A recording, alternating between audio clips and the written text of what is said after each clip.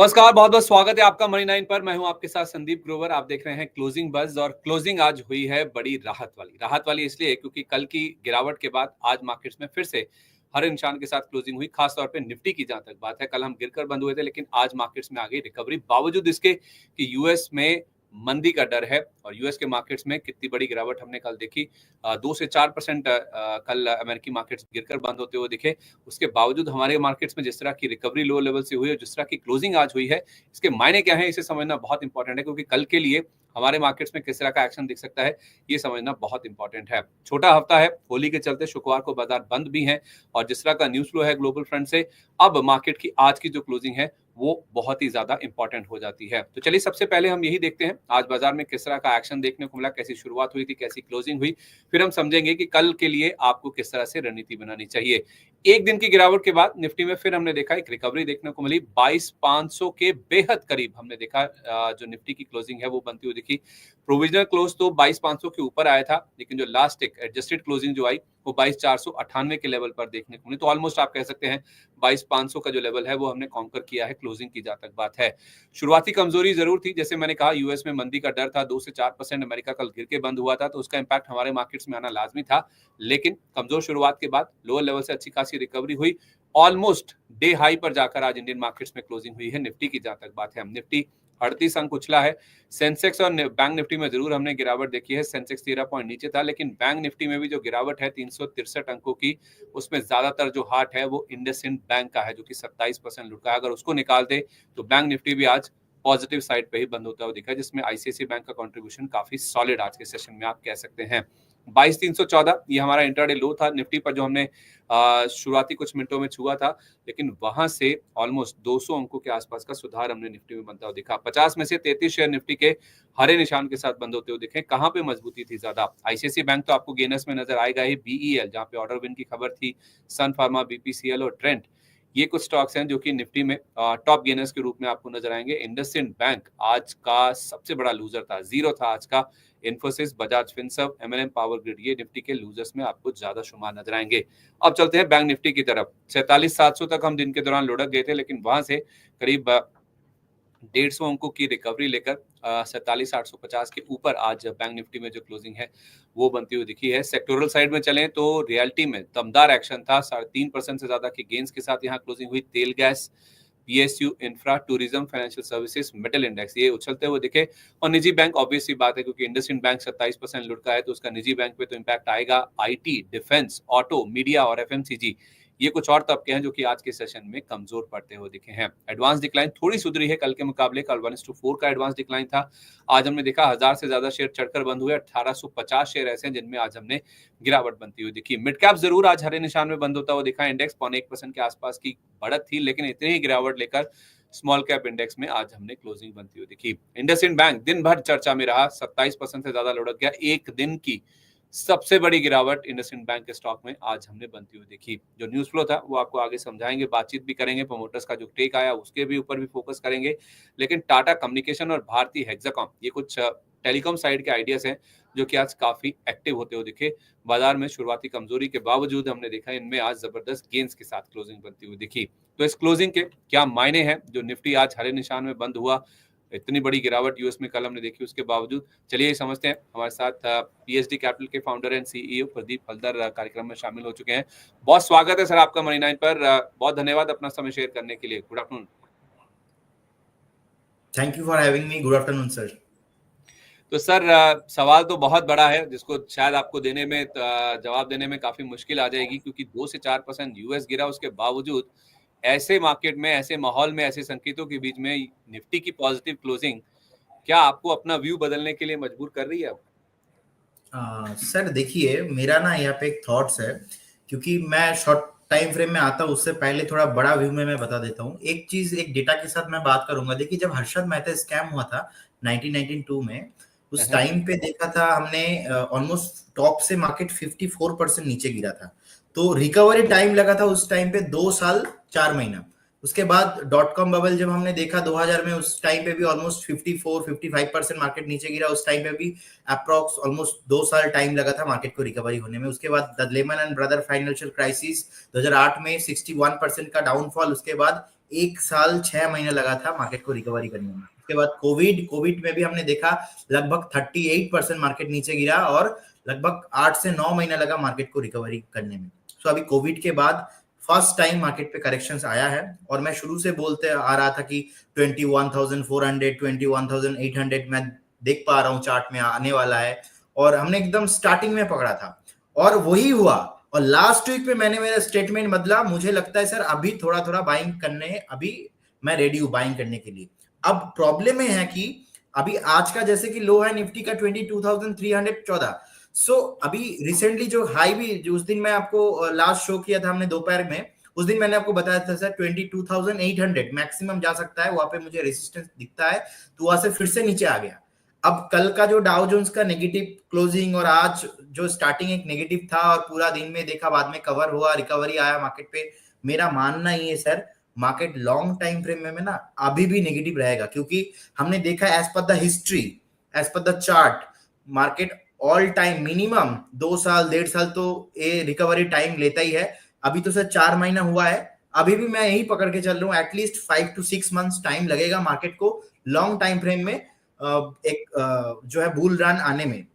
लेकिन short time frame में मुझे लगता है कि अभी जो आज का क्लोजिंग हुआ है बहुत ही अच्छा क्लोजिंग है, मुझे लगता है 22,780 एक रेसिस्टेंस होना चाहिए, क्योंकि मैं देख पा रहा हूं जो फ्यूचर ऑप्शंस का जो ओपन इंटरेस्ट है ऑलमोस्ट 60,580 के आसपास कॉल राइटर्स अभी ओपन इंटरेस्ट में खड़ा है।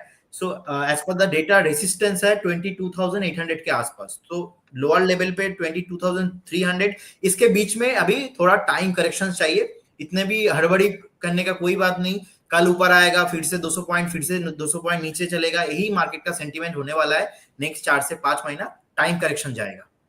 ठीक है, 6 महीने आप कहेंगे कि समय लेगा मार्केट दोबारा तेजी पकड़ने के लिए।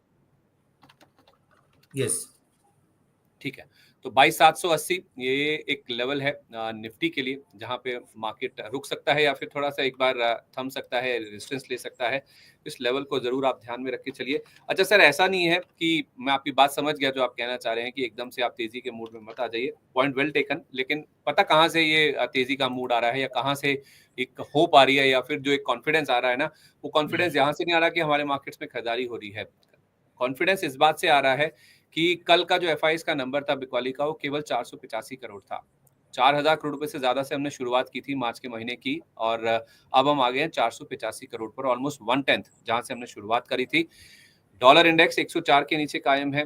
यूएस में बॉन्ड यील्ड जो है 10 साल की वो गिरती हुई दिख रही है। तो ये कुछ पॉजिटिव फैक्टर्स हैं, और 70 के नीचे क्रूड, ये 3-4 फैक्टर्स है जिसको मिला लेना तो हमारे मार्केट्स में जो करेक्शन हो चुकी है उसके बाद अब ऐसा लग रहा है कि अगर हम तेज नहीं होंगे या फिर बहुत तेज नहीं भागेंगे तो कम से कम गिरावट तो रुक जाएगी, हम एक रेंज में कम से कम कामकाज करते हुए दिखेंगे।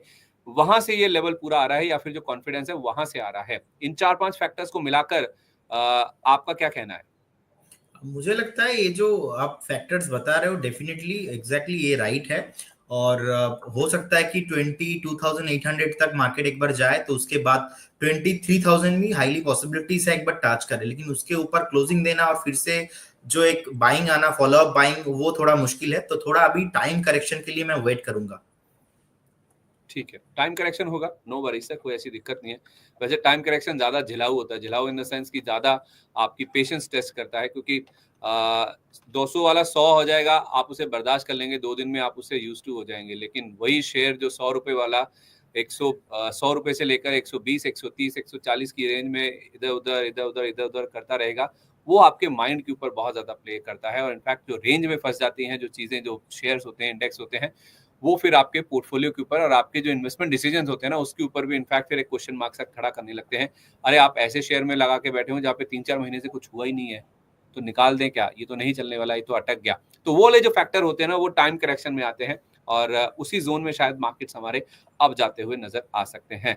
सर एक बार बैंक निफ्टी पे भी व्यू दे दीजिए। आज मैं ना इसका कंट्रीब्यूशन देख रहा था, बैंक निफ्टी का कंट्रीब्यूटर्स में अगर आप देखें 890 पॉइंट का कंट्रीब्यूशन नेगेटिव साइड पे इंडसइंड बैंक का है सर, और 283 पॉइंट का कंट्रीब्यूशन पॉजिटिव साइड में आईसीआईसीआई बैंक का, जो 2.5% ऊपर बंद हुआ है, और इंडसइंड बैंक 27% से ज्यादा गिरकर बंद हुआ है। मैं इंडसइंड बैंक की बात करूंगा सर, लेकिन अगर एक बार हम इंडसइंड बैंक को साइड में रख देते हैं, इसको हटा देते हैं, जिसको मिलाकर 1048 पॉइंट का हमने नेगेटिव कंट्रीब्यूशन देखा 8 शेयरों का, और आईसीआईसीआई बैंक समेत 4 शेयरों का 322 पॉइंट का कंट्रीब्यूशन था। तो इंडसइंड बैंक को अगर एक बार हम साइड कर दें तो निफ्टी बैंक आपको कैसा लग रहा है? सर निफ्टी बैंक मुझे लगता है थोड़ा पॉजिटिव है कंपेयर टू निफ्टी, क्योंकि निफ्टी बैंक ज्यादा गिरा भी नहीं है कंपेयर टू निफ्टी। तो मुझे लगता है कि 47,850 के आसपास जो अभी क्लोजिंग हुआ है, इसको मैं पॉजिटिव ही मान रहा हूँ। और मुझे लगता है एक बार 48,500 48,900 के आसपास जा सकता है। और लोअर साइड में मुझे लगता है एक बार 47,200 के आसपास एक सपोर्ट है, जो कि हमने देखा कि एक्सिस बैंक चार्ट में अच्छा है, कोटक बैंक अच्छा है, आईसीआईसीआई बैंक अच्छा है, एचडीएफसी भी जो नीचे गिरावट आया था उसके बाद थोड़ा बहुत संभाल चुका है अभी। तो कहीं ना कहीं बैंक निफ्टी थोड़ा ज्यादा स्ट्रॉन्ग लग रहा है।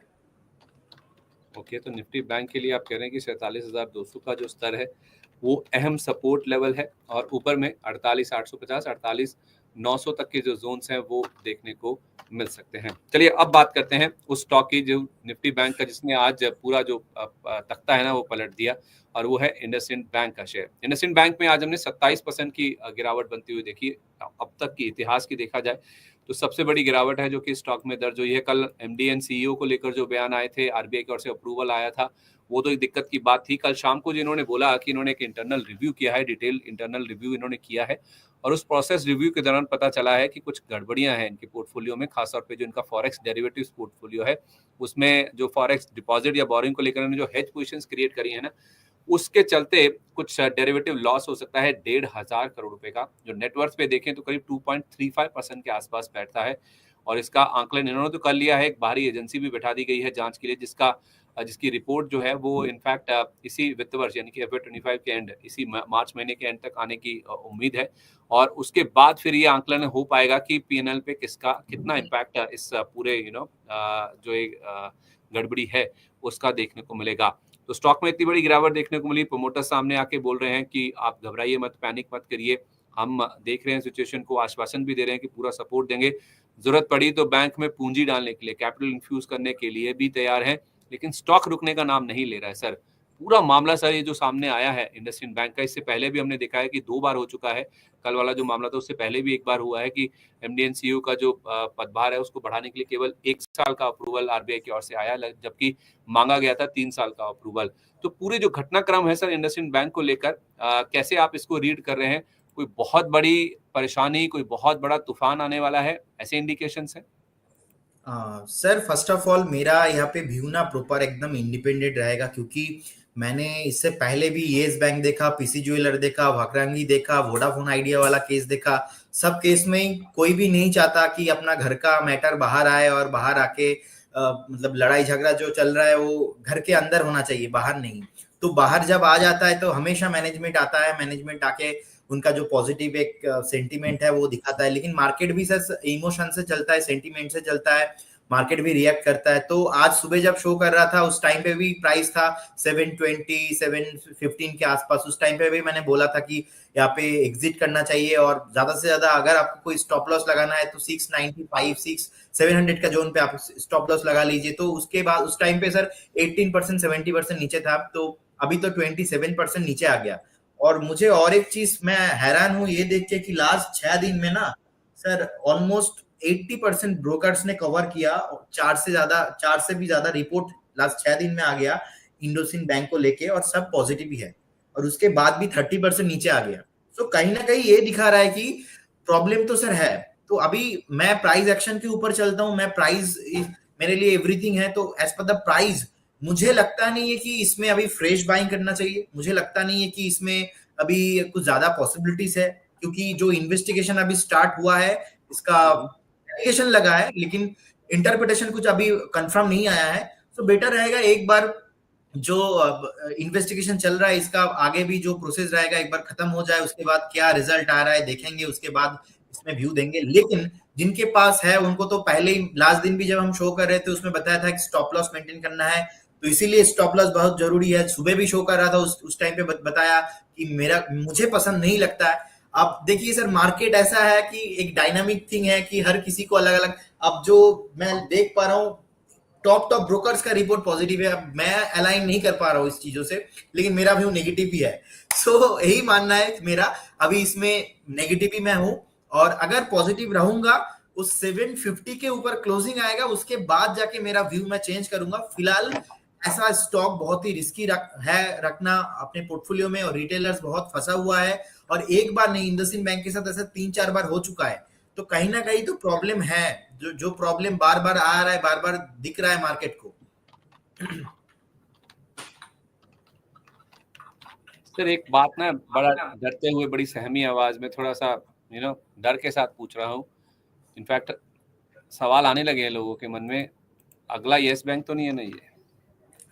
सर ये तो मैं अभी नहीं बता सकता, लेकिन येस बैंक के टाइम पे भी आपको आई थिंक पता ही होगा कि जो राणा कपूर जी थे, उन्होंने जब येस बैंक पहला दिन 20% नीचे गिरा था, उस टाइम पे आके ट्विटर में एंड सोशल मीडिया पे पोस्ट किया था कि येस बैंक मैं कभी भी नहीं बेचूंगा, येस बैंक मेरे लिए डायमंड है। ये स्टेटमेंट मैं कभी नहीं भूल पाऊंगा। और उसके 1 महीने के अंदर अंदर राणा कपूर जी जितने भी स्टेक है सारा स्टेक सोल्ड कर देता है, और ये जो स्टेटमेंट है वो गलत हो जाता है, और इन्वेस्टर्स वही स्टेटमेंट की वजह से बहुत सारे इन्वेस्टर्स वहां पे आज भी फंसा हुआ है। सो मैं इसीलिए कोई भी मैनेजमेंट, कोई भी ब्रोकर, किसी का एनालिसिस पे मैं नहीं सुनता हूं। मुझे जो चार्ट में दिखता है बस I believe only the trend, because trend is only my friend. Sir इस पे ना आप पता क्यों मैं बार बार पूछ रहा हूँ या डिस्कस कर रहा हूँ, क्योंकि लोगों के मन में सवाल आने लगे। जिस तरह से एक नहीं 2 बार ऐसा हुआ है कि आईसीआईसीआई बैंक के एटीएम्स के बाहर लाइनें लगने लगी थी ना, अब लोग सवाल पूछने लगे हैं, निकाल लूं क्या पैसे, कर दें क्या ट्रांसफर, बताइए क्या होने वाला है। तो वो जो डर है ना, वो जो सहम जाता है हर कोई। ऐसा जब भी कोई वाकया होता है या फिर शेयर में ऐसी गिरावट आती है, तो हर कोई घबराने लगता है कि कोई ऑप्शन तो हर किसी के पास है, बैंक अकाउंट हर किसी के पास 2 या 3 तो होते ही हैं, कम से कम 2 तो होते ही हैं। तो उस लिहाज से बंदा सोचता है यार कभी बाद में मेरे को भी लाइनों के चक्कर में ना लगना पड़े, मैं पैसा ट्रांसफर कर देता हूँ। तो ऐसे बैंकों के साथ बाद में दिक्कत ये हो जाती है कि लिक्विडिटी वाला इशू भी आ जाता है। यस यस सर, लेकिन मुझे लगता नहीं है सर यहाँ पे ऐसा वाला कुछ शटडाउन वाला केस होगा और ऐसा सिचुएशन होगा। एक गड़बड़ी किया है वो बहुत बड़ा ट्रांजैक्शन का, तो इसके लिए इन्वेस्टिगेशन हो रहा है, जो भी मार्केट एक्सपेक्ट नहीं किया था। और पहले भी लास्ट क्वार्टर में भी मैनेजमेंट का अच्छा एक व्यू था, तो एक सडनली कुछ हो गया तो इसीलिए नीचे आ रहा है। तो मेरा मानना ये है कि इन्वेस्टर्स को अभी पेशेंस रखना चाहिए और फ्रेश बाइंग यहाँ पे नहीं करना चाहिए। और अगर आपको लगता है कि निकल जाना चाहिए, अगर आप लॉस लेके निकल सकते हो तो निकल जाइए, क्योंकि बेटर बैंक, बेटर अपॉर्चुनिटी अलग अदर्स काउंटर में है, इसमें थोड़ा अवॉइड करना मेरे लिए बेटर रहेगा। ठीक है सर, तो थोड़ा पेशेंस रखना चाहिए।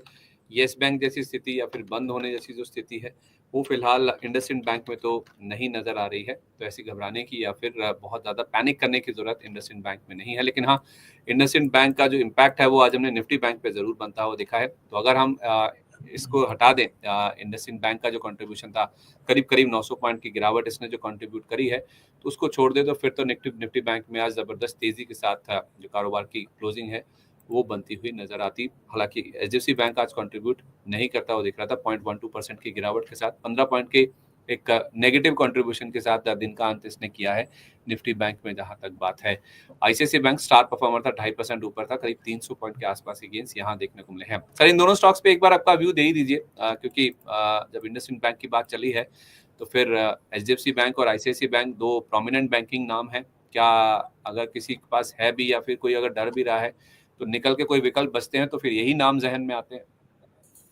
देखिए, आईसीआईसीआई बैंक का चार्ट मुझे बहुत ही अच्छा लग रहा है, और लगातार जो आईसीआईसीआई बैंक ने एक प्रॉमिसिंग रिटर्न इन्वेस्टर्स को दिया है वो बहुत ही शानदार है। और मुझे लगता है कि सर एक बार ना जो एक ऑल टाइम हाई बनाया था ऑलमोस्ट 1345 के आसपास, एक 1350 के आसपास एक ऑल टाइम हाई बनाया था, मुझे लगता है कहीं ना कहीं नेक्स्ट 6-8 महीने में अगर बैंक निफ्टी परफॉर्म किया तो आईसीआईसीआई बैंक आपको ऑल टाइम हाईज भी बनते हुए दिखेंगे इस काउंटर में। तो डेफिनेटली जिनके पास है उनको होल्ड करना चाहिए। अगर आप फ्रेश भी बाय करना चाहते हो, अभी 1245 के आसपास ट्रेडिंग हो रहा है, तो आप फ्रेश बाय भी कर सकते हो। और एचडीएफसी बैंक भी सर बहुत ही बढ़िया है, लगातार लास्ट 3-4 सालों में परफॉर्मेंस तो नहीं किया है, ये बहुत ही बड़ा प्राइवेट बैंक है, लेकिन चार्ट अच्छा है, प्रॉमिसिंग बैंक है, फंडामेंटल बढ़िया है, एवरी वीक इनका 1000 करोड़ के ऊपर प्रॉफिटेबिलिटी रहता है। तो अगर अपॉर्चुनिटी का बात बोलूं सर, अभी ICICI bank, axis bank, HDFC bank तीनों अच्छा है, और एक्सिस बैंक भी मुझे अच्छा लगता है। और आपको शायद याद भी होगा, मैंने एक्सिस बैंक पीक बताया था 970-960 के आसपास, और अभी आज के डेट में ट्रेडिंग हो रहा है 1025 के आसपास। तो हमारा तो एक्सिस बैंक पे ऑलरेडी बाइंग है, और आईसीआईसीआई भी मुझे अच्छा लगता है। एचडीएफसी बैंक भी अच्छा है लेकिन थोड़ा स्लो है। ठीक है, तो ICICI बैंक और एक्सिस बैंक ज़्यादा पसंद है। HDFC बैंक भी पसंद है, लेकिन थोड़ा स्लो मूवर है, तो उस हिसाब से अगर आपके पास पेशेंस है तो आप इसमें भी खरीदारी करके चल सकते हैं। जोमेटो सर, ये स्टॉक आपका व्यू जरूर लेना चाहूंगा स्टॉक पे। क्यों? क्योंकि आज क्लोजिंग भले ही 208 रुपए पर हुई है, लेकिन जो इसका इंट्राडे लो था 199 रुपए 80 पैसे था। तो स्टॉक आज दिन के दौरान 200 रुपए के नीचे भी गया है। पिछले 5 दिन से लगातार गिरावट हो रही है, 10% के आसपास ऑलरेडी गिर चुका है, 10% से ज्यादा ही इनफैक्ट। जोमेटो में सर लगातार हम देख रहे हैं हर हाई लेवल्स पे हम प्रॉफिट बुकिंग आ रही है। आज जरूर लोअर लेवल से रिकवर हुआ है। क्या करना चाहिए स्टॉक में, अगर कोई लेना चाह रहा है या जिसके पास रखा हुआ है? सर एक ओवर वैल्यूएशन हो गया था, बाकी तो यहाँ पे कुछ प्रॉब्लम मुझे नहीं लगता। और जब भी कुछ खाना बुकिंग का बात हो, मैं तो इवनिंग पे जोमेटो यूज करता हूँ, ब्लिंकिट यूज करता हूँ।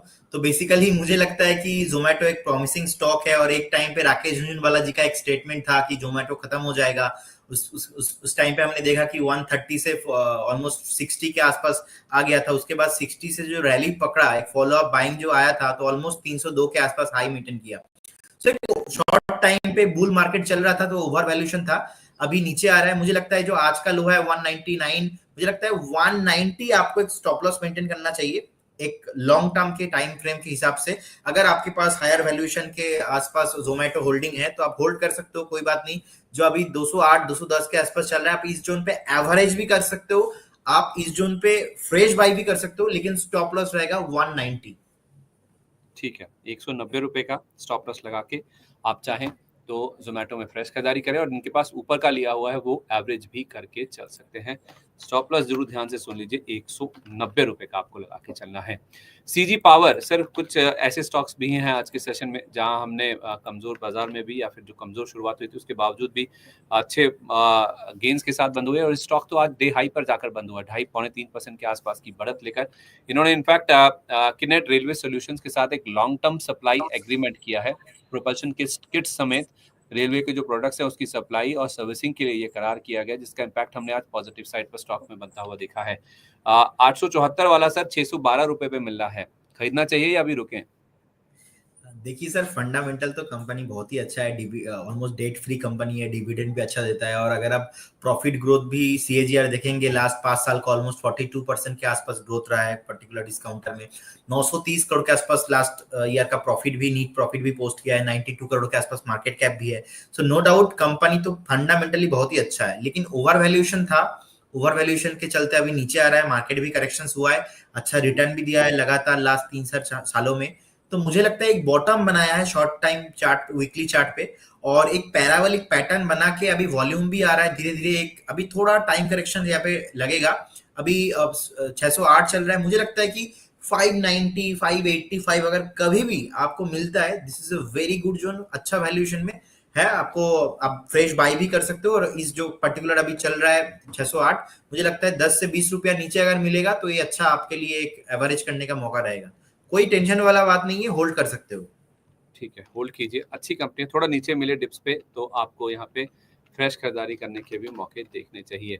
सर, नेक्टर लाइफ साइंसेज एक स्टॉक है, अगर आप इसको ट्रैक करते हो, आज इसमें 5% का लोअर सर्किट खुलते ही लग गया था, पूरा दिन वहीं रहा और क्लोजिंग भी वहीं उसी लेवल पर देखने को मिली है। इनफैक्ट एक महीने में ये 19% के आसपास, और हाई लेवल से 6 महीने में तो ये स्टॉक 50% गिर चुका है, क्योंकि 56 रुपए का इसका हाई है। अभी ये 26 रुपए 37 पैसे पर ट्रेड कर रहा है, तो 50% से ज्यादा करेक्ट हो चुका है सर अपने हाई लेवल से। और आज जो खबर आई है वो थोड़ी सी दिक्कत वाली थी, जिस वजह से लोअर सर्किट लगा है कि मोहाली की इनकी जो एपीआई मैन्युफैक्चरिंग यूनिट है उसकी जांच हुई थी ईडीक्यूएम और एईएमपीएस की ओर से, और 7 आपत्तियां जारी की गई, जिसमें 4 क्रिटिकल जो ऑब्जर्वेशन है वो रिपोर्ट की गई हैं। European directorate for the quality of medicine and health care, और उसके साथ साथ जो Spanish agency of medicine and medical devices, ये 2 एजेंसीज है जिनकी ओर से इस इकाई की जांच की गई थी। और जो आपत्तियां निकल के सामने आई, उसकी खबर के चलते आज स्टॉक गिरता हुआ दिखा है। हाई लेवल से बहुत ज्यादा करेक्शन हो चुका है सर इस स्टॉक में। क्या करना चाहिए जिनके पास रखा हुआ है और जो लेने की सोच रहे हैं उनके लिए भी? सर पेनी स्टॉक है, यहाँ पे रहने का कोई मतलब ही नहीं है। 600 करोड़ का मार्केट कैप है। So first of all pumping dumping वाला गेम यहाँ पे चलता है। सेकेंडली, अगर आप लास्ट 10 साल का भी ट्रैक रिकॉर्ड देखेंगे कि सेल्स एवरी ईयर 12-13% डिक्रीज हुआ है सेल्स। और प्रोमोटर के पास अभी तो सर कोई शेयर ही नहीं है, 99% स्टेक उन्होंने प्लेस कर दिया है। और जैसे ही कोई ऐसे इन्वेस्टिगेशन होता है सर, ये इन्वेस्टिगेशन 2 4 5 महीने में खत्म नहीं होता। वो हमने देखा ऐसे बहुत, जैसे ही कंप्लायंस का कोई मैटर आ जाता है तो सालों साल चलता है। तो फंडामेंटल तो सर ठीक नहीं है। और प्रोमोटर जो कंपनी के ओनर्स है, अगर उन्होंने 99% स्टेक ही प्लेस कर रखा है तो ये तो एक बहुत बड़ा इशू है। और मुझे लगता है सर चार्ट में भी ठीक ठाक नहीं है। अभी 28 और 38 सपोर्ट जोन था, वो अभी टूट चुका है और 26 अभी चल रहा है। तो मुझे लगता है यहाँ पे रहने का कोई मतलब ही नहीं है। जिनके पास है आप इमीडिएट लेवल पे एग्जिट कर जाइए जब भी आपको मौका मिले, क्योंकि सर्किट चल रहा है, आप निकल भी नहीं सकते हो। तो यही सर एक दिक्कत होता है छोटा कंपनी में, जिसके पास 500 करोड़ का भी मार्केट कैप नहीं है, वहां पे अगर आप 5-10 लाख भी डाल दोगे तो इंस्टेंट आपका 5-7%, 10% बाइंग आ जाता है। तो एग्जिट करना है सर इस काउंटर से। ठीक है। वारी रिन्यूएबल सर, ये 800 रुपए के आसपास आज बंद हुआ, 3% से ज्यादा की गिरावट थी। हालांकि लोअर लेवल से 764 का जो लो बना था वहां से तो बहुत अच्छी रिकवरी स्टॉक में बनती हुई दिखी, क्योंकि दिन के दौरान एक खबर आई थी कि इनकी जेवी को एक 741 करोड़ रुपए का एलओए यानी कि एक नया ऑर्डर मिला है। सोलर पावर प्रोजेक्ट का ये ईपीसी कॉन्ट्रैक्ट है जो इनके हाथ लगा है, जिसका इम्पैक्ट हमने स्टॉक में रिकवरी के तौर पर आज बनता हुआ दिखा है। वारी रिन्यूएबल सर वैसे तो 3000 तक भी चला गया था, करेक्शन बहुत ज़्यादा हुआ है इसी साल। अगर हम देखें 2 महीने जो बीते हैं, 2.5 महीने, 43% गिर चुका है ये, और एक साल में तो ऑलमोस्ट 50% का करेक्शन स्टॉक में आ चुका है। हाई लेवल से बहुत ज़्यादा गिरा है। जो मई में इसने ऑल टाइम हाई छुआ था अपना 3000 के आसपास का, वहाँ से तो स्टॉक बहुत ज़्यादा करेक्ट हो चुका है। तो ये ऐसे करेक्शन वाले स्टॉक्स में आपकी क्या राय होगी sir? Sir almost life time जो हाई था वहां से 74% डाउन मैं देख पा रहा हूँ, 74% डाउन हो चुका है। तो मुझे लगता है ऐसा स्टॉक पे ना आपको बहुत पहले स्टॉप लॉस लगाना चाहिए। अगर आप एक स्टॉक होल्डिंग करते हो तो फिर इन्वेस्टमेंट करते हो, ऐसे स्टॉक पे मेरा अभी फ्रेश बाई करने का भी कोई सलाह नहीं रहेगा। फंडामेंटल सर ऐसा खराब नहीं है, फंडामेंटल ठीक ठाक है, लेकिन टेक्निकल जहां पे सपोर्ट नहीं कर रहा है, कहीं ना कहीं फंडामेंटल के अंदर कहीं ना कहीं प्रॉब्लम है। तो इसीलिए स्टॉक रुक नहीं रहा है, बार बार वीकली बेसिस पे, मंथली बेसिस पे नीचे आ रहा है। तो ऐसे वाले काउंटर से थोड़ा आपको दूरी बनाना है और नहीं रहना है। ठीक है। अच्छा, एक ऐसा ही नाम और है जहाँ पे हम देख रहे हैं गिरावट बहुत ज़्यादा हाई लेवल से हुई है, वो है जेंसोल इंजीनियरिंग का। आज भी इसमें 5% का सर्किट लगता हुआ दिखा है। कल भी 5% नीचे ही था ये स्टॉक का, बावजूद इसके कि प्रमोटर्स की ओर से कुछ फंड इन्फ्यूजन की खबर आई। उन्होंने 29 करोड़ रुपए का निवेश किया है। कल खबर ऐसी थी कि उन्होंने करीब 2.5% के आसपास की हिस्सेदारी बेची है और ये पैसा कंपनी में ही प्लॉ बैक किया जाएगा, उसमें इन्वेस्ट किया जाएगा। और देखिए खबर आ भी गई, वारंट सब्सक्राइब किए हैं प्रमोटर्स ने 29 करोड़ रुपए के 871 रुपए के भाव पर। करीब 4.5 लाख ये इक्विटी शेयरों में तब्दील होते हुए दिखेंगे, लेकिन स्टॉक में रिस्पाइट नहीं आ रहा है इसमें। 300 रुपए के भी नीचे फिसल चुका है ये शेयर। कई लोग हैं जो निकल नहीं पा रहे, इसमें बेच नहीं पा रहे हैं, उनके लिए क्या राय होगी? अब सर बेच नहीं पा रहा है, अभी तो कुछ नहीं कर सकते। जब भी मौका मिलेगा तो उनको निकालना ही है, क्योंकि हमने देखा 10% के आसपास प्रोमोटर का जो शेयर होल्डिंग था वो भी घट चुका है। पब्लिक भी शेयर होल्डिंग अभी बहुत इंक्रीज हो चुका है, क्योंकि प्रोमोटर ने बेचा है, उनको मार्केट कैप भी ज्यादा नहीं है। लिक्विडिटी का प्रॉब्लम है, और लिक्विडिटी का प्रॉब्लम अगर है कंपनी के अंदर, फंडामेंटल प्रॉब्लम है, वो आज नहीं तो कल उनको नीचे आना ही है। अभी सर नीचे आते आते आते आते 290 के आसपास ट्रेडिंग हो रहा है। तो मुझे लगता है इस काउंटर पे भी आपको रहना नहीं है। जो भी है, जब भी आपको 5-7% अगर कभी भी ऊपर मिले, अगर आपका लाख अच्छा होगा तो आप निकल पाएंगे। तो इमीडिएट लेवल पे आप निकल पहले एग्जिट कीजिए इस काउंटर से। सुबह मार्केट ओपन होगा 9:15 को, उससे पहले प्री ओपन मार्केट ऑर्डर लगा के रखिए। जैसे ही मार्केट ओपन होगा, जिंदगी का पहला लक्ष्य ऐसा होना चाहिए कि पहले निकलूं। ठीक है। जैसे ही जब भी मौका मिलता है स्टॉक से आपको निकलना चाहिए, प्री ओपन में चाहे तो आप अपना जो ऑर्डर है स्टॉक में लगा सकते हैं। अच्छा सर, अदानी ग्रुप के स्टॉक्स को लेकर आपका क्या व्यू है? आज अदानी पोर्ट्स पे एक मैक्वेरी की रिपोर्ट आई, उन्होंने आउट परफॉर्म रेटिंग के साथ कवरेज शुरू की है। 1500 रुपए का टारगेट दिया है, 1130 के आसपास, 35 के आसपास स्टॉक ट्रेड कर रहा है, यानी कि वहां से करीब 32-35% की अपसाइड मैक्वेरी को लग रही है। आप इससे इत्तेफाक रखते हैं? सर मैं अदानी ग्रुप को लेके मैं ओवरऑल पॉजिटिव हूँ, क्योंकि हर बार गिरता है और बाउंस बैक, गिरता है और बाउंस बैक। और इसीलिए मुझे पता नहीं, अदानी ग्रुप के ऊपर बहुत ही अभी भरोसा है, लेकिन वो भी प्रॉपर लॉजिक के साथ। मुझे लगता है कि एक बार आपको 950 का एक लॉन्ग टर्म वाला स्टॉप लॉस मेंटेन करना चाहिए अदानी पोर्ट में। और चार्ट पे भी जो दिख पा रहा हूं मैं, एक कंसोलिडेशन चल रहा है, टाइम करेक्शन चलेगा और फ्रेश एक कंसोलिडेशन नियर टू बॉटम बस हो ही गया है, ऐसा चार्ट में मेरे को लग रहा है। तो पहला टारगेट होना चाहिए 1240 के आसपास, और अगर 1240 1250 के ऊपर सस्टेन करता है तो डेफिनेटली 1400 और 2500 भी कमिंग डेज में हमको दिखेंगे। तो 960 का स्टॉप लॉस बताया आपने? Yes, 960 is stop loss. ठीक है। तो आपने पहला टारगेट बोला सर इसका 1240 का, वो पार हो जाता है तो नेक्स्ट 1400 से 1500 हमको दिखेंगे आने वाला दिन में। ओके, ठीक है। तो 1400 से 1500 तक के जो टारगेट्स हैं वो भी देखने को मिल सकते हैं। तो अदानी पोर्ट्स और पूरे अदानी ग्रुप को लेकर इनफैक्ट पॉजिटिव नजरिया है। जिस तरह से इस पूरा ही जो ग्रुप है जिस तरह से रिकवरी करता है, जो खराब खबरें आती हैं या फिर कोई भी अगर न्यूज़ फ्लो होता है उससे किस तरह से उभरते हैं, वो अपने आप में काबिल तारीफ है। जिस वजह से प्रदीप सर कह रहे हैं कि उनको ये पूरा ही जो पैक है वो बहुत ज़्यादा पसंद आता है। अच्छा, HEG सर स्टॉक में आज हमने काफ़ी टाइम के बाद कुछ एक रिकवरी बनती हुई दिखी। 400 रुपये पे बंद हुआ, 3-3.5% की मजबूती स्टॉक में बनती हुई दिखी। खबर ये थी कि भीलवाड़ा एनर्जी जो कि इनकी सब्सिडरी है वहाँ पे सिंगुलैरिटी ग्रोथ अपॉर्चुनिटीज फंड 2 ने माफ कीजिए उसने 250 करोड़ रुपए तक का निवेश किया है और इनफैक्ट वो और 250 करोड़ रुपए अतिरिक्त निवेश करने का भी विकल्प रखते हैं, यानी कि और भी पैसा इस कंपनी में आता हुआ नजर आ सकता है। HEG तो चला ही चला सर, इसका जो पीयर है एक ग्रेफाइट इंडिया वो ज्यादा चल गया। वहां पे कुछ ऐसी खबर नहीं थी, 0.7% की मजबूती के साथ वो स्टॉक बंदा होता हुआ दिखा। HEG के लिए खबर पॉजिटिव है, कोई बड़ा नाम जुड़ता है क्योंकि ये singularity growth opportunities fund I think ये मधु केला साहब का है, तो ये नाम जुड़ा है तो इनके साथ जाहिर सी बात है स्टॉक में इम्पैक्ट तो आएगा ही। तो HEG और ग्रेफाइट इंडिया दोनों पर आपकी राय दीजिए सर। सर HEG बार मेरा अभी पॉजिटिव व्यू है, क्योंकि जो एक शॉर्ट टाइम फ्रेम में नीचे आना था आ चुका है, इसके बाद अभी रैली ऊपर में बाकी है। तो मुझे लगता है कि अभी जो 400 के आसपास एक क्लोजिंग हुआ है, तो मुझे लगता है कि एक बार यहाँ पे एक पहला टारगेट होना चाहिए 440 445 के अराउंड। अगर 445 के ऊपर क्लोजिंग देता है तो उसके बाद का जो हाई है 490 500 तक हमको मिलेंगे देखने को। और फंडामेंटल भी अच्छा है सर, प्रॉफिटेबिलिटी 200 करोड़ के आसपास, ज्यादा 222 करोड़ के आसपास प्रॉफिट भी है। और कंपनी में ज्यादा डेट भी नहीं है, डेट भी जितना था वो भी रिड्यूस हुआ है, डिविडेंड भी अच्छा प्रोवाइड किया है। सो नो डाउट अच्छा है। और ग्राफाइट इंडिया बोला राइट?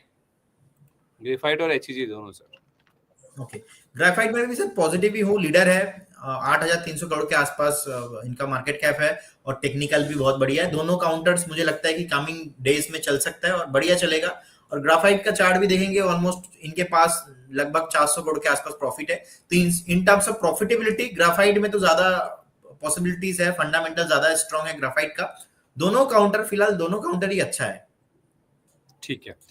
एक सर PSU नाम है BEL यानी कि भारत इलेक्ट्रॉनिक्स, ये भी डे हाई के आसपास जाकर आज बंद हुआ। 2% की मजबूती थी, 278.50 का हाई था, 277.50 के ऊपर ही स्टॉक बंद होता हुआ दिखा। सुबह खबर थी कि 843 करोड़ रुपए के नए फ्रेश ऑर्डर्स मिले हैं और FY25 में अब तक जो ऑर्डर इनफ्लो है वो 14,500 करोड़ रुपए से ज्यादा का। यही कंसर्न भी था BEL की जहां तक बात है, क्योंकि जो गाइडेंस इन्होंने दिया था आई थिंक 20,000 करोड़ या 25,000 करोड़ रुपए के नए ऑर्डर इनफ्लो की बात इन्होंने करी थी। तो उस लिहाज से नए नए ऑर्डर्स लगातार इनके हाथ लगते जा रहे हैं और उसी का इम्पैक्ट हमने पॉजिटिव साइड पर बनता हुआ दिखा है।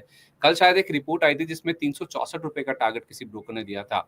आप क्या व्यू लेके चल रहे हैं सर? अगर पॉजिटिव नजरिया है तो क्या टारगेट दिख रहे हैं आपको BEL पे? सर देखिए, मुझे लगता है कि BEL को लेके ना मैं बहुत ही पॉजिटिव हूँ, क्योंकि लगातार जो लास्ट 3 साल में एक प्रॉमिसिंग रिटर्न BEL ने दिया है। और मैं HDFC डिफेंस फंड देख रहा था, वहाँ पे HDFC डिफेंस फंड वालों ने ऑलमोस्ट 21% स्टेक होल्ड कर रहा है BEL में। मैं मोतीलाल का डिफेंस फंड देख रहा था, वहाँ पे भी ऑलमोस्ट 20% होल्ड कर रहा है।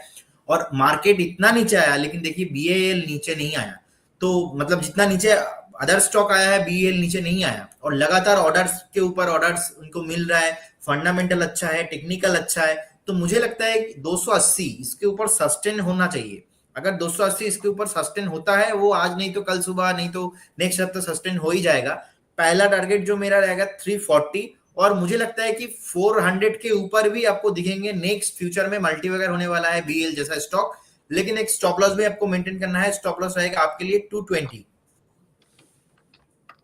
ठीक है, तो पहला टारगेट आप कह रहे हैं कि 280 का होना चाहिए।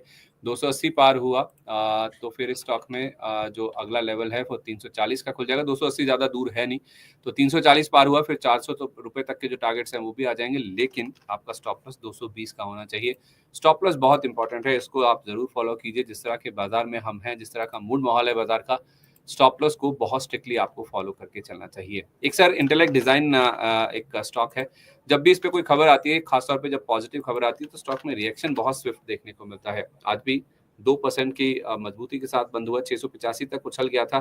खबर यहाँ पे ये आई कि इन्होंने अमेरिका इंश्योरेंस सर्विसेज के साथ एक पार्टनरशिप की है और ये साझेदारी जो की गई है वो एनालिटिक सॉल्यूशंस प्रोवाइड करने के लिए की गई है। बाजार ने पसंद किया, स्टॉक 2% ऊपर बंद भी हुआ है, हाई लेवल से काफी करेक्ट भी हो चुका है। 1200 रुपए के लेवल्स हमने देखे हैं, ऑलमोस्ट 50% नीचे है अपने हाई से। क्या सर इन लेवल्स पे इसमें कुछ इन्वेस्ट किया जा सकता है? सर एक फ्रेश ब्रेकडाउन लग रहा है, एक फ्रेश ब्रेकडाउन हुआ है चार्ट में, और ऐसा ब्रेकडाउन रिसेंटली हुआ है, तो नेक्स्ट सपोर्ट नियर कहीं पे भी नहीं है, जो 570 580 से पहले कोई सपोर्ट नहीं है। तो मुझे लगता है यहाँ पे जिनके पास है उनको एग्जिट करना चाहिए इमीडिएट लेवल पे, नहीं तो उनको फिर से नेक्स्ट जो 4-5 महीने अगर मार्केट परफॉर्म नहीं किया तो फिर से उनको एक बार नीचे दिखेंगे, यहाँ से भी 70 से 80 रुपया। मतलब तुरंत प्रभाव से निकल जाना चाहिए। यस, ठीक है, निकल जाए इस स्टॉक से। बहुत ज़्यादा करेक्ट हुआ है, 1200 वाला 666 पे है, भले ही थोड़ा नीचे है, आपको हाई लेवल से दिखेगा, लेकिन उसमें आपको फंसना नहीं है, इससे निकल जाना चाहिए। चार्ट्स में हुआ है ब्रेकडाउन। चलिए कुछ ऐसे स्टॉक्स पर भी चर्चा करते हैं सर, जहाँ पे हमारे जो दर्शक हैं वो अपने सवाल पूछ रहे हैं। ये तो कुछ स्टॉक्स हैं जो कि आज काफ़ी ज़्यादा एक्टिव थे, जहाँ पे काफ़ी ज़्यादा एक्शन दिख रहा था। राजीव शर्मा जी कह रहे हैं कि सर जी राधे राधे, अदानी पावर में फ्रेश एंट्री करंट प्राइस पर क्या कर सकते हैं? 1 साल का व्यू है। टाटा पावर में 5 साल का टारगेट भी बता दें प्लीज। तो अदानी पावर में सर हमने अदानी ग्रुप का एक स्टॉक अदानी पोर्ट तो डिस्कस किया ही है। अदानी पावर में अगर किसी का 1 साल का व्यू है तो क्या वो एंटर कर सकता है करंट लेवल्स पे? और टाटा पावर में तो 5 साल का टारगेट पूछ रहे हैं सर, बहुत ही अच्छा पेशेंस वाले इन्वेस्टर हैं ये। ओके, लास्ट वीक सर हमने आई थिंक बात किया था, उस टाइम पे मैंने बोला कि ऑलमोस्ट 480 470 कभी भी मिलेंगे तो आप बाई कर सकते हो। तो उसके बाद हमने देखा 490 488 आई थिंक लो लगाया था, तो अभी 5 से 10 के आसपास चल रहा है, अच्छा वैल्यूएशन पे है। मुझे लगता है कि पहला टारगेट होना चाहिए 555, एंड उसके बाद आपको दिखेंगे कि 595, एंड उसके बाद जैसे ही 600 के ऊपर आएगा तो फिर से हमें दिखेंगे एक लंबा खासा, यहाँ से मिनिमम 30 से लेके 40% अपसाइड दिखेंगे आपको, क्योंकि जितना ऊपर जाना था वो तो पहले ही चला गया था, तो मार्केट ने डिस्काउंट किया, तो मार्केट ओवर वैल्यूएशन पे था तो नीचे आया है। ऑलमोस्ट 875 के आसपास ऑल टाइम हाई था। तो अदानी पावर को लेके मैं करेंट जोन से बहुत ही पॉजिटिव हूँ, और मुझे लगता है कि आपको एक स्टॉप लॉस फिक्स्ड मेंटेन करना है, वो है 420।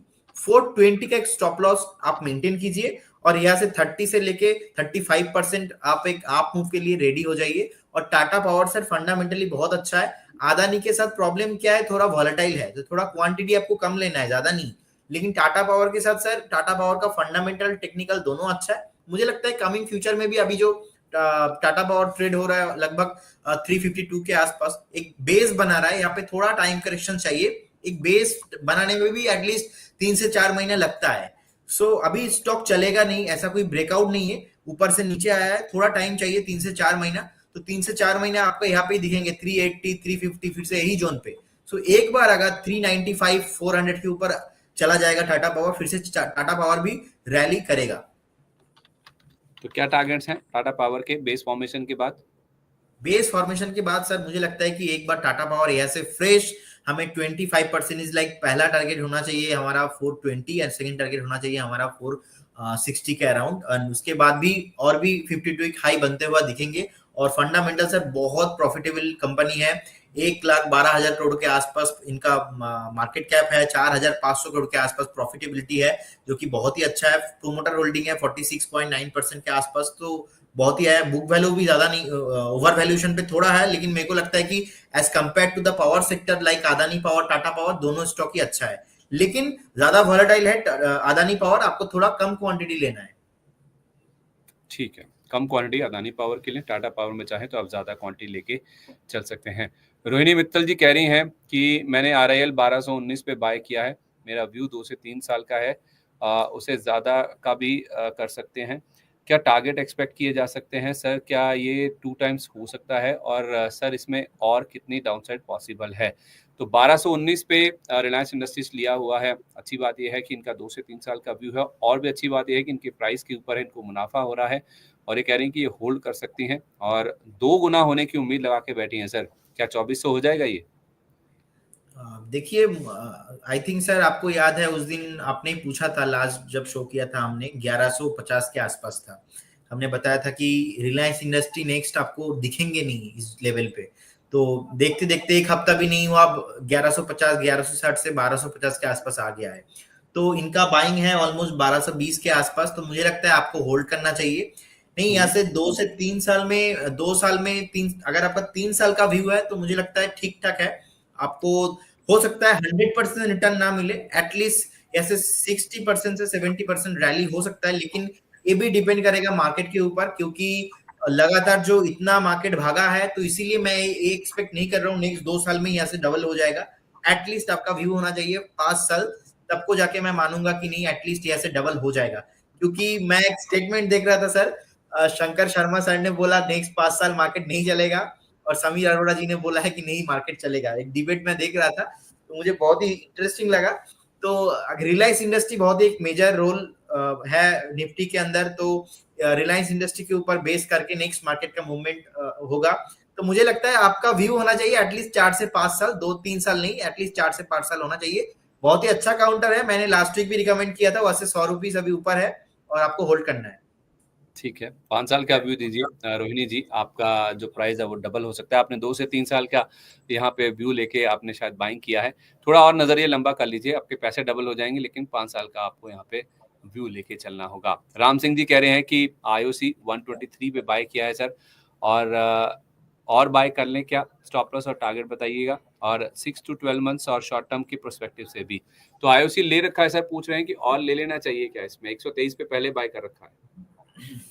सर मुझे लगता है अगर आपके पास 123 के आसपास ऑलरेडी बाइंग है, तो इस जोन पे लेने का अभी कोई ऐसा तो चार्ट पे ब्रेकआउट नहीं है।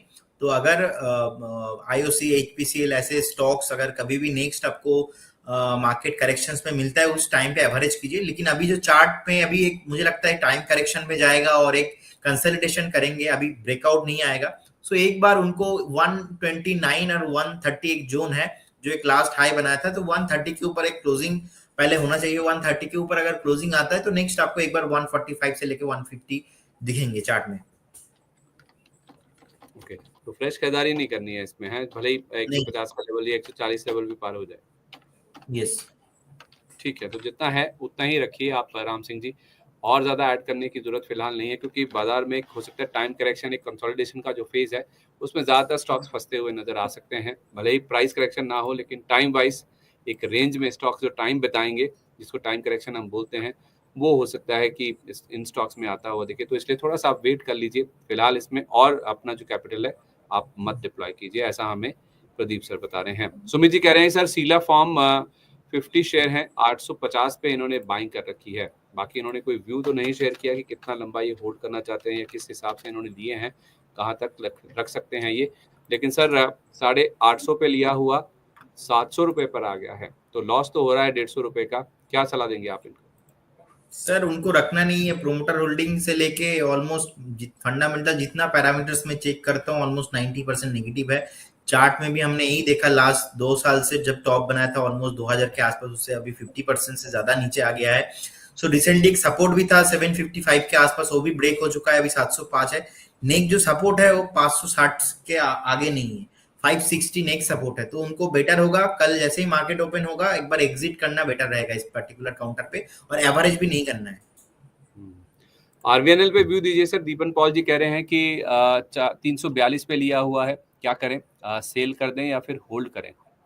सर आरवीएनएल पे लास्ट 2 हफ्ते में मैंने कितने बार भी डिस्कशन किया, मैंने बोला है 315 310 आएगा तो मैं लूंगा, लेकिन 340 के आसपास 350 के आसपास मैं नहीं लूंगा। और उसके मेरा बोलने के बाद एक बार 310 आया था, 311 आया था, तो मैंने एक बार फिर से वहां पे बोला, जैसे 350 फिर से आया, फिर से नेक्स्ट वीक बोला कि 315 के आसपास ही लेना है। तो अगर आप देखते हो रेगुलर बेसिस तो फिर आप क्यों ले लेते हो यार? तो एटलीस्ट आपको अभी तो होल्ड करना है, अभी आपको कुछ नहीं करना है। मुझे लगता है फिर से एक बार आपको 315 310 का लेवल मिलेंगे, उस टाइम पे आपको फिर से एवरेज करना है।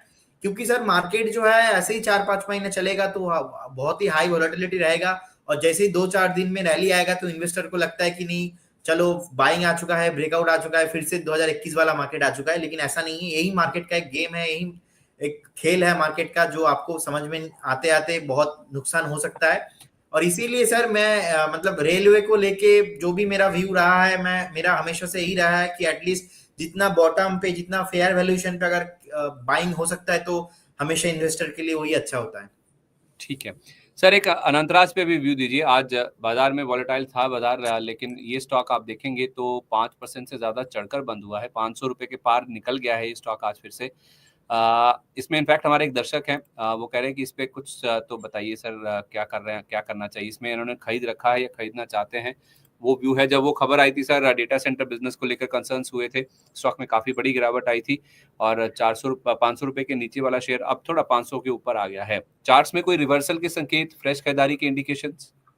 हाँ सर, चार्ट में एक रिवर्सल आ गया है ऑलरेडी वीकली चार्ट में, और वीकली चार्ट में एक मॉर्निंग स्टार पैटर्न बनाया। सो जब जब मॉर्निंग स्टार पैटर्न बनाता है चार्ट में, तो उसके बाद सर एक बड़ा रैली आता है। तो मुझे लगता है यहाँ पे पहला टारगेट होना चाहिए 570 के आसपास, और उसके बाद अगर 570 के ऊपर सस्टेन होता है एक दो हफ्ता, मुझे लगता है कि 620 से लेके 630 तक भी आपको एक बार मिल सकता है। और चार्ट में एक आपको लॉन्ग टर्म के लिए स्टॉप लॉस भी मेंटेन करना है, वो है 425 के around. 425 is your long term stop loss रहेगा। और अगर नीचे चला गया होता तो अभी तक तो नीचे ही होता, लेकिन जो एक मॉर्निंग स्टार पैटर्न बनाया वीकली चार्ट में, और जो एक अभी बॉटम एक कंसोलिडेशन कर रहा है अभी, तो मेरे को लग रहा है कि सर कहीं ना कहीं ऐसे बाउंस बैक करने का हाईली पॉसिबिलिटीज है, तो होल्ड करना है। ठीक है, होल्ड करना है। इस पे रिवर्सल के संकेत मिल रहे हैं। स्टॉक जा सकता है 570 से 620 630 तक। 425 का स्टॉप लॉस लगा के आप इसमें बने रह सकते हैं, इसको आप होल्ड करके भी चल सकते हैं। तो अनंतराज में आज भी अच्छा बाउंस बैक था और ये बाउंस बैक आगे भी शायद सस्टेन करता हुआ नजर आ सकता है। मोहम्मद शहजाद अली जी कह रहे हैं कि I have 100 shares of engineers India 217, what can I do, short term नजरिया है 3 to 4 month, please give advice. तो सर 3 से 4 महीने का ही नजरिया है इनका। इंजीनियर्स इंडिया ले रखे हैं 217 रुपए के दाम पर। इसका प्राइस मैं एक बार देख लेता हूँ सर, एक क्या है इसमें चल रहा है। आप भी इसका चार्ट देख लीजिए सर। इनका व्यू शॉर्ट टर्म का है, ज्यादा लंबा व्यू इन्होंने नहीं बताया है। तो इंजीनियर्स इंडिया 217 वाला सर 160 रुपए, आज 2.5% ऊपर था। लॉस काफी ज्यादा हो रहा है सर इनको। सर मुझे लगता है इनको एक स्टॉप लॉस मेंटेन करना चाहिए। फिलहाल स्टॉप लॉस मेंटेन करेंगे तो 155 के अराउंड होना चाहिए, तो कि आज नहीं तो कल स्टॉप लॉस हिट ही हो जाएगा। तो आप एक बार वेट कर जाइए। कंपनी खराब नहीं है, 400 करोड़ से ज्यादा प्रॉफिट है, 10,000 करोड़ के आसपास प्रॉफिटेबिलिटी भी है। मार्केट नीचे आया है तो इसलिए थोड़ा नीचे आया है। 210 के अराउंड एक सपोर्ट था, जो कि ब्रेक होने पे चार्ट खराब हो चुका है। तो अभी सर 1 महीना 3 महीना तो नहीं चलने वाला। हो सकता है 161 से आपको एक बार 180 तक दिखे, लेकिन उसके ऊपर नहीं जाने का ही चांसेस बहुत ज्यादा है। तो एक बार बेटर होगा आप तो मेंटली एक बना लीजिए कि मुझे एग्जिट करना है तो एग्जिट कर जाइए, नहीं तो आप होल्ड कीजिए। खराब भी नहीं है, नीचे नहीं आएगा, लेकिन टाइम करेक्शन पे जाएगा। ठीक है, खराब नहीं है, इसको आप होल्ड करिए। 155 रुपए के आसपास का आपको स्टॉप लॉस रखना चाहिए। अच्छा, विजय कुमार बनवाल जी कह रहे हैं मेरी भी सुन लीजिए सर, ट्राइडेंट पे व्यू दीजिए। सुन ली सर, आपकी भी सुन ली। आपकी सुनने के लिए ही बैठे हैं। ऐसा नहीं है कि हम आपकी नहीं सुनेंगे या किसी और की सुनेंगे। तो ट्राइडेंट पे सर ये व्यू जानना चाह रहे हैं। हालांकि ये खरीदना चाहते हैं या खरीद चुके हैं, ये इन्होंने शेयर नहीं किया है, लेकिन 1% नीचे आज 25 रुपए के आसपास स्टॉक बंद हुआ है। ट्राइडेंट के चार्ट्स क्या बता रहे हैं सर? सर 26 के अराउंड एक सपोर्ट था, जो कि ब्रेक हो चुका है, अभी 24 चल रहा है। उनको इमीडिएट लेवल पे ऐसे एग्जिट करना है, क्योंकि आई डोंट नो, अभी 24 चल रहा है, क्या पता नेक्स्ट सपोर्ट जो है सर वो 19 के अराउंड है, 18 के अराउंड है। तो अगर 20 से भी नीचे आ जाएगा, अगर ऐसा होता है नेक्स्ट 1 महीने के अंदर अंदर, 1.5 महीने के अंदर, तो फिर एक अलग चार्ट पैटर्न बन जाएगा, और यहाँ पे रिकवरी का पॉसिबल भी बहुत कम होगा। और लगातार वीकली चार्ट, मंथली चार्ट सब कुछ नेगेटिव ही है, मैगडी नेगेटिव है, आरएसआई नेगेटिव है, जितने भी हम टेक्निकल्स में देखते हैं इंडिकेटर्स, ऑलमोस्ट सब एवरीथिंग इज नेगेटिव। तो यहाँ पे रहने का तो कोई मतलब नहीं, क्योंकि जो एक शॉर्ट टर्म पे सपोर्ट था 26.50, वो भी ब्रेक हो चुका है। तो आपको रहना नहीं है, निकलना है। इनफैक्ट सर इसमें ना एक व्यू ये भी जानना था कि यूएस में जो रिसेशन की बातचीत चल रही है या फिर जो पूरा ट्रेड वॉर या टैरिफ वॉर की बातचीत चल रही है, क्योंकि ये टेक्सटाइल वाली कंपनी है, टेक्सटाइल और पेपर का एक्सपोजर है, तो यूएस में अगर दिक्कत होती है या फिर ट्रेड वॉर वाली जो चीजें होती हैं, तो उससे पूरा जो टेक्सटाइल वाला पैक है उसके ऊपर इम्पैक्ट कितना आता है वो दिखेगा। क्योंकि अमूमन हम देखते हैं, आज भी हमने देखा मार्केट में, जब जब यूएस में रिसेशन की बात होती है, कोई मंदी की बात होती है, हमारे लिए इसे पॉजिटिव ही देखा जाता है। और वैसा हमारे बाजार ने आज भी इंडिकेशन दिए हैं। मैंने 3-4 फैक्टर्स आपको बताए भी हैं जो कि इसके पीछे सपोर्टिंग होते हैं। लेकिन टेक्सटाइल क्योंकि डायरेक्ट एक्सपोजर है, एक्सपोर्ट करते हैं यूएस के मार्केट्स में, इनका अच्छा खासा रेवेन्यू आता है, तो उस लिहाज से overall textile as a pack को लेकर आपका क्या व्यू है? ओवरऑल टेक्सटाइल पैक को लेके सर अभी ऊपर से हमने देखा तो नीचे आया है, तो अगर अगर ऐसा इफेक्ट के बाद प्राइस में सेंटीमेंट दिखेंगे तो उसके बाद जाके मेरा रिएक्शन बनेगा। फिलहाल चार्ट में ऐसा कोई कंपनी मुझे नहीं लगता है जो अट्रैक्टिव है इस वैल्यूएशन के आसपास, तो इसलिए मैं थोड़ा यहाँ पे इग्नोर करूंगा इस पर्टिकुलर सेगमेंट को अभी, क्योंकि प्राइस एक्शन नहीं है इसमें। ठीक है, प्राइस एक्शन नहीं है, टेक्सटाइल शेयरों को आप अवॉइड करके चल सकते हैं। जियो फाइनेंशियल सर 218 219 के आसपास बंद हुआ है। अमित मनहास जी का सवाल है, कह रहे हैं जियो फाइनेंस 200 शेयर हैं, 271 पे ले रखे हैं सर, आज की क्लोजिंग है 219 के आसपास की। एक समय ये 200 के नीचे भी फिसल गया था, 198.65 का 52 वीक लो इसने टच किया था। लॉस काफी ज्यादा हो रहा है, इनको बने रहने की सलाह देंगे या फिर निकल जाएं या फिर एवरेज करें? सर मेरा फ्रेश रिकमेंडेशन रहा है, बस लास्ट 3-4 दिन पहले आज भी मैंने दिया है जियो फिनेंशियल सर्विस में। मुझे लगता है कि 217 जो अभी चल रहा है, 215 जो अभी चल रहा है, एक अच्छा वैल्यूएशन पे है। और एक डिस्क्लेमर है, यहाँ पे रहना कब नहीं है, अगर 190 वीकली बेसिस पे क्लोजिंग होता है 190, तब जाके मुझे नहीं रहना है। लेकिन जो 198 199 के आसपास एक लो बना है, उसके बाद से अभी ऊपर आ रहा है, मुझे लगता है कि जो DII है, जो HNI इन्वेस्टर्स है, अभी उन लोगों का एंट्री यहाँ पे चल रहा है। और कहीं ना कहीं नेक्स्ट 6 से 8 महीना, 1 साल, 2 साल में मुझे लगता है कि यहाँ से एटलीस्ट 40 से लेके 50% positive upside follow up buying भी आएगा, और मैं देखता हूँ ऊपर। और अगर ऐसा होता है तो उसके बाद मल्टी बैगर होने का भी चांसेस है। लेकिन इसमें आपको एक छोटा सा स्टॉप लॉस लगाना है, वो है 190, जो कि करेंट CMP से ऑलमोस्ट 12% 13% के आसपास है। तो 12-13% आप रिस्क लीजिए, ऊपर साइड में आपको 40-50% रैली हो सकता है नेक्स्ट 1.5 से 2 सालों में। फंडामेंटल अच्छा, नीचे जाना अगर होता तो नीचे चला जाता, लेकिन नीचे नहीं गया। अभी एक फॉलो अप बाइंग चल रहा है, बॉटम बेस बनाने का ट्राइंग हो रहा है यहाँ पे। क्या क्या टारगेट लेके चल रहे सर, जो 40-50% अपसाइड की आप बात कर रहे हैं? देखिए मुझे क्लियर यहाँ पे दिखता है सर, यहाँ पे मेरा टारगेट रहेगा सीधा सीधा 280, उसके बाद 300 से भी ऊपर मेरा टारगेट रहेगा। लेकिन एक लेवल टू लेवल हम टेक्निकल में ऑलवेज चलते हैं, तो एक 50% अप साइड, मतलब आप यहाँ से 100 रुपीज पकड़ के चलिए। मुझे लगता है कि 300 से भी ऊपर मैं चार्ट में दिखता हूँ कि ये कमिंग फ्यूचर में जाता हुआ दिखेगा। लेकिन 190 is my permanent and fix stop loss. अगर 190 के नीचे एक भी वीकली फ्राइडे वाला क्लोजिंग मिलता है तो मैं निकल जाऊंगा। परफेक्ट है सर। तो हमारे अगले जो दर्शक है ना, ग्लोबल दर्शक हैं, ये कह रहे हैं कि मेरा नाम रफीक शेख है, मैं कुवैत से नियमित रूप से आपके चैनल को देखता हूँ। बहुत धन्यवाद सर, इस तरह से आप बने रहिए, अपना प्रेम, अपना जो सहयोग है हमें देते रहे। इनफैक्ट अगर आपको हमारा चैनल अच्छा लगता है, हमारे कार्यक्रम अच्छे लगते हैं, आपको मदद मिली है, आपको पैसा बना है, तो अपने दोस्तों को, अपने रिश्तेदारों को, सहयोगियों को, मित्रों को भी अपने जरूर ये लिंक शेयर करें और उनको बताएं कि आप Money9 को फॉलो कर सकते हैं। आप हमारी money9live.com की वेबसाइट पर जाकर चाहें तो बिजनेस से रिलेटेड जो स्टोरीज हैं, आपके फाइनेंशियल प्लानिंग से जुड़ी जो स्टोरीज हैं, उनको आप पढ़ भी सकते हैं। लाइव शोज तो आपको हमारे मिलते ही रहते हैं। तो सर ये कह रहे हैं कि पूछना चाहता हूं कि वरुण बेवरेजेस केफिन टेक में कितने दाम पर नई एंट्री लेनी चाहिए निवेश के लिए, यानी कि लॉन्ग टर्म के नजरिए से? देखिए केफी इनटेक एक मोनोपोली बिजनेस है, और मुझे लगता है कि जितना नीचे आना था आ गया है, और एक बेस बनाया, बॉटम बनाया, अभी चल रहा है 913 के अराउंड। सो मुझे लगता है अगर आपको यहाँ पे बाई करना है आप कर सकते हो, करेंट जो अच्छा वैल्यूएशन पे आसपास है।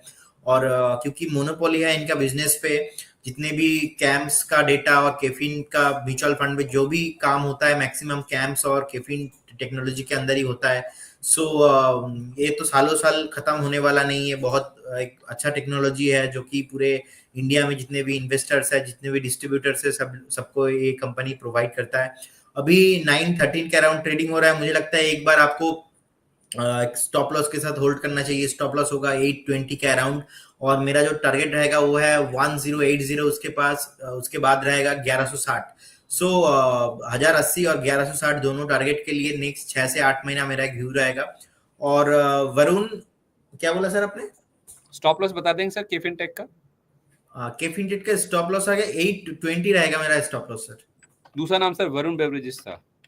ओके, वरुण बेवरेज भी सर मुझे लगता है एक चैनल लाइन पे ट्रेंड हो रहा था लास्ट 3 से 4 सालों में, वो ब्रेक हो चुका है। अब ब्रेक होने के बाद अभी ट्रेड हो रहा है 485 के अराउंड। तो मुझे लगता है यहाँ से फिर से रैली तो नहीं आएगा इमीडिएट लेवल पे, लेकिन एक कंसोलिडेशन करेगा। तो कंसोलिडेशन आप केस में रहेगा 515 के आसपास, 515 के आसपास, और लोअर केस में रहेगा अपना 460 कह रहा हूं, तो 515 के ऊपर क्लोजिंग बहुत इंपॉर्टेंट है। 515 के ऊपर अगर क्लोजिंग मिलता है तो उसके बाद ही यहाँ पे एक रैली आएगा। चलिए ठीक है, तो ये बात होगी स्टॉक की। लेकिन सर पेटीएम का शेयर आज फिर से 700 के लेवल पर 700 का लेवल पार कर गया है। अच्छे खासे वॉल्यूम्स के साथ हमने देखा है कि आज इसमें बाइंग इंटरेस्ट बनता हुआ देखा है। हमारे दर्शक ने इसके ऊपर सवाल भी पूछा है। फुलवारी हमारी और आपकी नाम से इनकी आईडी है। कह रहे पेटीएम में क्या करें सर, मेरे पास 750 पे 23 शेयर हैं, प्लीज एडवाइस दें। तो 700 आज पार किया है, इनका 750 के आसपास लिया हुआ है, तो इनके लेवल्स आ जाएंगे सर?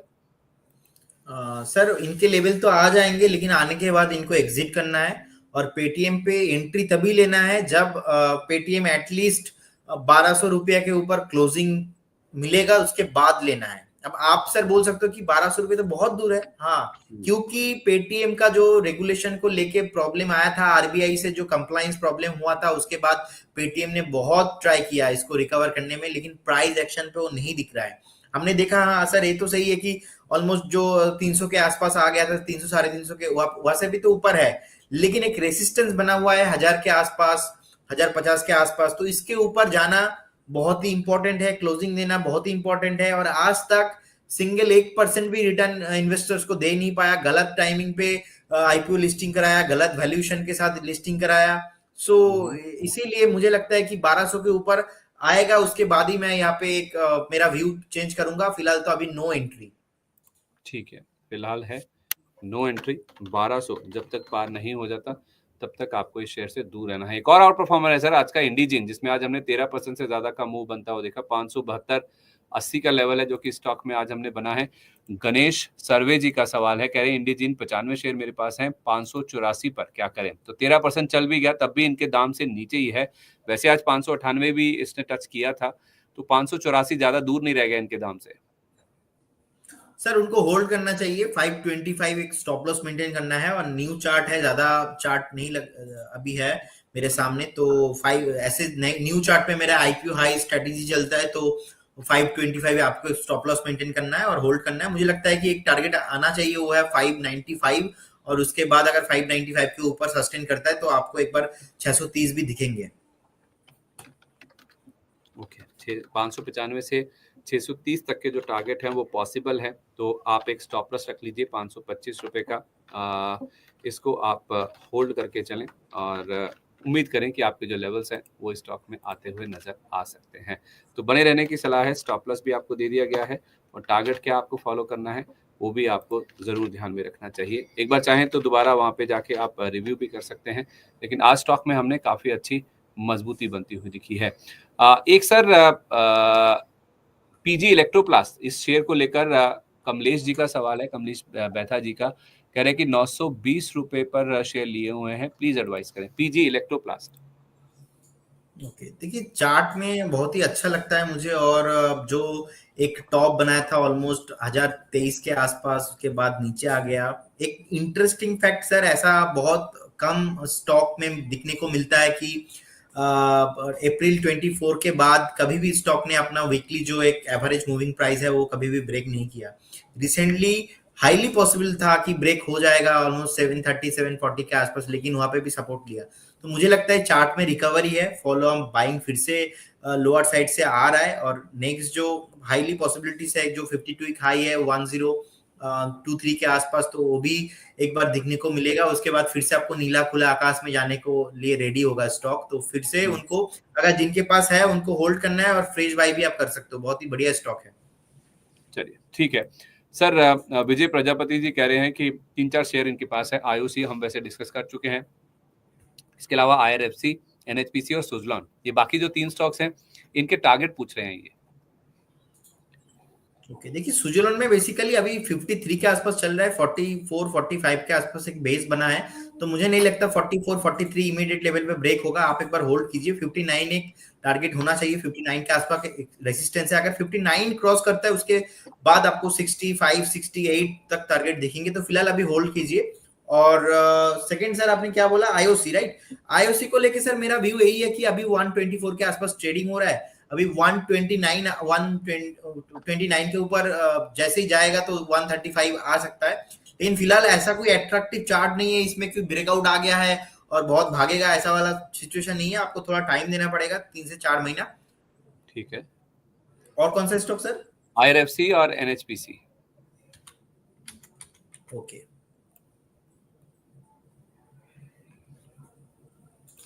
देखिए एनएचपीसी में सर मुझे लगता है कि एक बार उनको वेट करना चाहिए। अभी एक कंसोलिडेशन पे गया है और मुझे लगता है एक बार हाई साइड में 80 और लोअर साइड में 72 एक रेंज के अंदर फंसा रहेगा। तो एक बार 78 के ऊपर क्लोजिंग मिल जाए तो उसके बाद हाई पॉसिबिलिटी से एक बार 84 से लेके 85 आपको एक बार दिखेंगे। और आईआरएफसी को लेके सर मैं पॉजिटिव हूँ और मुझे लगता है रेलवे काउंटर जितना नीचे आना था उतना एक बार आ चुका है, लेकिन फिर से आपको एक बार पैनिक पे दिखेंगे। अभी 119 चल रहा है, आपको एक बार 105 108 दिखेंगे, तो उस टाइम पे आप एवरेज कर सकते हो, लेकिन कंपनी अच्छा है। ठीक है, कंपनी अच्छी है नो डाउट, लेकिन थोड़ा सा रेंज में ये स्टॉक फंसा हुआ है, तो उस चीज़ का आपको ज़रूर यहाँ पे ध्यान रख के चलना चाहिए। अच्छा सर, बहुत सारे स्टॉक्स हैं जो हम दर्शकों के डिस्कस कर रहे हैं, हमने वैसे भी स्टॉक एक्शन वाले भी डिस्कस किए हैं। आपने एक्सिस बैंक की बात करी, जो आप कह रहे थे कि पहले से आपने बाइंग इंटरेस्ट यहाँ पे दे रखा, ICICI बैंक भी आपको पसंद है। कोई और स्टॉक्स जो कि आपको चार्ट वाइज या फिर फंडामेंटली अच्छे लग रहे हो, जहाँ पे कुछ बाइंग इंटरेस्ट देखने को मिल सकता है? आज सुबह हम रियल एस्टेट स्टॉक्स को डिस्कस कर रहे थे सर, रियल एस्टेट इंडेक्स में काफ़ी अच्छी रिकवरी हमने लो लेवल से बनती हुई दिखी आज के सेशन में। 3-3.5% इंडेक्स चल के बंद हुआ है। कुछ ऐसे पॉकेट्स जहां पे आपको लग रहा है कि स्ट्रेंथ आने लगी है, कुछ सिलेक्टिव ऐसे पॉकेट्स हैं जहां पे कुछ चुनिंदा धीरे धीरे करके ही खरीदारी शुरू कर देनी चाहिए? सर अभी तो ऐसा कोई काउंटर मेरे पास है नहीं। मुझे जो अट्रैक्टिव लगा, जियो फाइनेंस एक अच्छा वैल्यूएशन पे मिल रहा है, और एसआरएफ एक ऐसा काउंटर है जो एसआरएफ में मुझे लगता है कि मार्केट इतना नीचे आया है कि एसआरएफ नीचे नहीं आया है। उल्टा एसआरएफ का चार्ट देखेंगे, लगातार सर हायर हाई मेंटेन कर रहा है, और 7-8 टाइम्स एक रेसिस्टेंस था, 7 टाइम्स रेसिस्टेंस क्रॉस करने के बाद वीकली सस्टेन कर रहा है। ऐसा तभी होता है जब रियल स्टॉक में फंडामेंटल और टेक्निकल वाइज एक दम होता है। तो मुझे लगता है कि अभी जो एक सस्टेन हो रहा है एक weekly and monthly higher time frame के अंदर एसआरएफ, मुझे लगता है कि पहला टारगेट एसआरएफ का होना चाहिए सर 3080, और सेकेंड टारगेट होना चाहिए यहाँ पे 3250। सो 3250 मुझे लगता है कि आने का हाईली पॉसिबिलिटीज है, और ऐसा चार्ट मिलना, ऐसा स्टॉक मिलना इस बाजार में बहुत ही मुश्किल है। आप खुद एक बार वीकली चार्ट देख लीजिए, मतलब इस मार्केट उल्टा चल रहा है, एसआरएफ उल्टा चल रहा है, तो कहीं ना कहीं कुछ ना कुछ होने वाला है एसआरएफ के अंदर। मैं एसआरएफ को लेके पॉजिटिव हूँ। जिनके पास है आप होल्ड कीजिए, जिनके पास नहीं है आप फ्रेश बाय भी कर सकते हो, लेकिन आपको एक बार स्टॉप लॉस भी मेंटेन करना पड़ेगा। वो रहेगा अपना 2650 के एक स्टॉप लॉस के साथ आप एसआरएफ को होल्ड कर सकते हो। ओके, तो आप कह रहे हैं कि 2 पिक्स हैं आपके जियो फाइनेंशियल, पहले भी आपने कहा 280 से 300 प्लस तक के जो टारगेट्स हैं वो देखने को मिल सकते हैं। स्टॉप लॉस 190 का होना चाहिए, उसके नीचे चला जाए तो आपको निकल जाना चाहिए। इसी तरह से एसआरएफ में 3080 पहला टारगेट है, 3250 ये दूसरा टारगेट है। स्टॉप लॉस आपको 2650 का यहाँ पे लगा के रखना है। तो ये सर कितना व्यू लेके चलना है इनमें, क्या ड्यूरेशन होगा इन कॉल्स का? सर दोनों कॉल्स का ही व्यू रहेगा एटलीस्ट 1 ईयर, मतलब अभी होली चल रहा है तो नेक्स्ट ईयर तक आपको दिखेंगे या से ऑलमोस्ट। क्यों जियो फाइनेंस में थोड़ा और टाइम लग सकता है, क्योंकि जियो फाइनेंस यहाँ से बहुत दूर है, और एसआरएफ का चार्ट स्ट्रॉन्ग है। दोनों अलग अलग केस है, एक तो टॉप से बहुत नीचे आया है इसलिए अच्छा वैल्यूएशन है, और एक इस खराब मार्केट के भी ब्रेकआउट दे रहा है, तो दोनों अलग बहुत ही स्ट्रॉन्ग चार्ट है। तो मुझे लगता है 1 साल का व्यू आप एटलीस्ट मान के चलिए, नेक्स्ट होली तक आपको दिखेंगे टारगेट आते हुए। अगली होली की तैयारी अभी कर लें हैं, अगली होली के लिए पहले से शेयर खरीद लें, और फिर उसके बाद जब मुनाफा होगा आपको अगले साल, जब आप काटेंगे इनको या फिर मुनाफा बुनाएंगे, तब आप होली के रंग लगाइएगा एक दूसरे को, खुशी मनाइए। चलिए ठीक है सर, होली का पर्व ज़्यादा दूर नहीं है, शुक्रवार को है, बाजार बंद है, ट्रंकेटेड हफ्ता है, लेकिन उसके बावजूद हमारे मार्केट्स में जिस तरह की रिकवरी आज देखी है, कमेंडेबल है। यूएस में एक मंदी का एक सुख बुघाट सी देखने को मिली, जिस तरह की गिरावट हमने कल बनती हुई देखी। 2020 के बाद टेस्ला के शेयर में एक दिन की सबसे बड़ी गिरावट, 15% एक ही दिन में शेयर गिर गया।